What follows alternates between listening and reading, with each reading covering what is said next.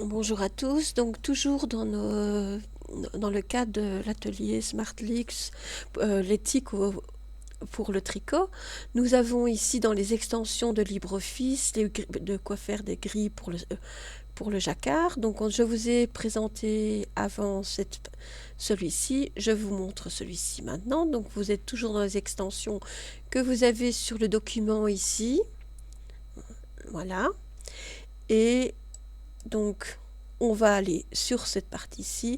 Alors, il se présente autrement. Je trouve il est très bien fait parce que l'avantage, c'est qu'il va calculer le nombre de grammes de couleurs qu'il faut, etc. Mais il faut avoir fait un échantillon au départ, etc. Donc, par couleur. Donc, on va aller ici, calcul carré, version finale. Bon, voilà, vous l'avez ici. Vous avez en anglais. Le modèle est dans... Bon, c'est français. Voilà. On va reprendre le premier. Vous allez le télécharger. Donc, vous allez l'ouvrir. Ah, ça, c'est le fichier PDF. Je vais prendre... Voilà. Vous avez ici OTS. On va l'ouvrir directement avec LibreOffice. Et voilà comment ça se présente. Donc, vous avez sur 60 mailles. Vous avez sur 60 rangs.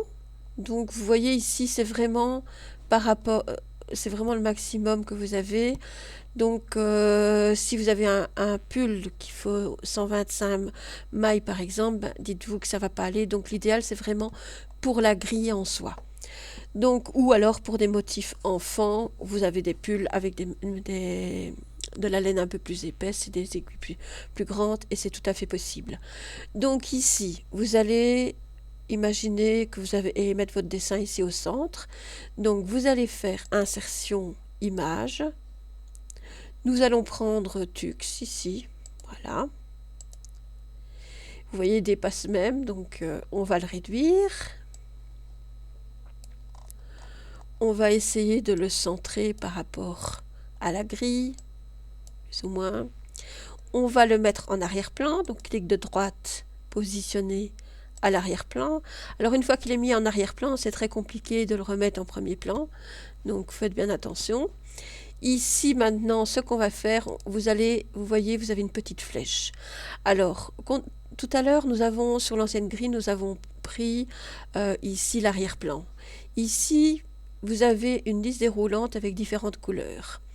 Donc, je vais prendre le noir, donc ici NO, et je vais avancer comme ceci à chaque fois. Donc, c'est très long à faire. Quel est l'intérêt de procéder comme ça? Mais en fait, il va calculer chaque grille. Ça peut être intéressant pour voir la quantité. Vous avez dans la feuille, donc ici le motif, calcul.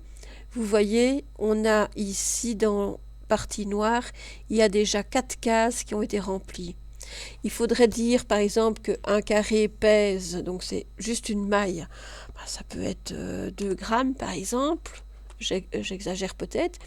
Et vous voyez par exemple, on a déjà 8 grammes de couleur noire. Donc vous savez vraiment. Et alors là, il va calculer le nombre de pelotes en fonction d'une pelote, du poids de la pelote. Et alors la taille ici de l'échantillon ou du dessin. Donc vous continuez et alors voilà, ici vous avez différentes couleurs, le jaune, ici jaune. Et vous voyez, à chaque fois, il vous met une petite... ici, une petite tilt. Donc, calcul. Si vous prenez jaune, 6 grammes. Sincèrement, je le trouve intéressant pour la couleur, mais quand vous avez un motif comme ça, si vous avez un restant de pelote, vous savez très bien que ça peut fonctionner. Ça peut être bien si vous avez vraiment peur, mais sincèrement, je trouve que c'est assez lourd pour l'effet qu'il va produire. Donc, sincèrement, c'est bien, mais bon, j'ai mis un petit peu de doute quand on calcule, quoi. Alors, pour le fond, par exemple, vous pouvez choisir une couleur aussi différente. Si je prends du rouge, hop. Malheureusement, on ne peut pas sélectionner vu qu'on a cette liste déroulante. Voilà. Donc, Et alors, regardez ici, il le modifie bien au fur et à mesure, hein. Donc si je vais dans le rouge, vous voyez, il y en a 4. Et alors, automatiquement, le blanc, ben, il va continuer, il va prendre en considération tout le tour ici. Donc faites bien attention, c'est pas pour ça que c'est du blanc. Donc ne vous fiez pas à ça, parce que tout dépend de la couleur de fond que vous allez mettre. Et le nombre de cases. Donc c'est à vous de bien calculer le nombre de mailles et de bien sélectionner toutes ces ici. Donc je ne sais pas s'il va vous permettre de faire un copier ici et coller, si ça fonctionnera.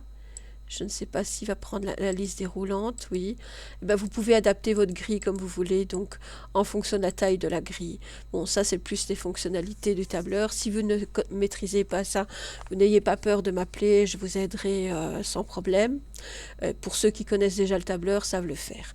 Donc voilà, c'est une autre façon de travailler. Elle peut être intéressante pour, notamment si vous connaissez bien les dimensions de votre tricot avec votre échantillon, et puis pour insérer le motif. Et alors, vous avez vraiment le détail de calcul pour toutes les couleurs de laine.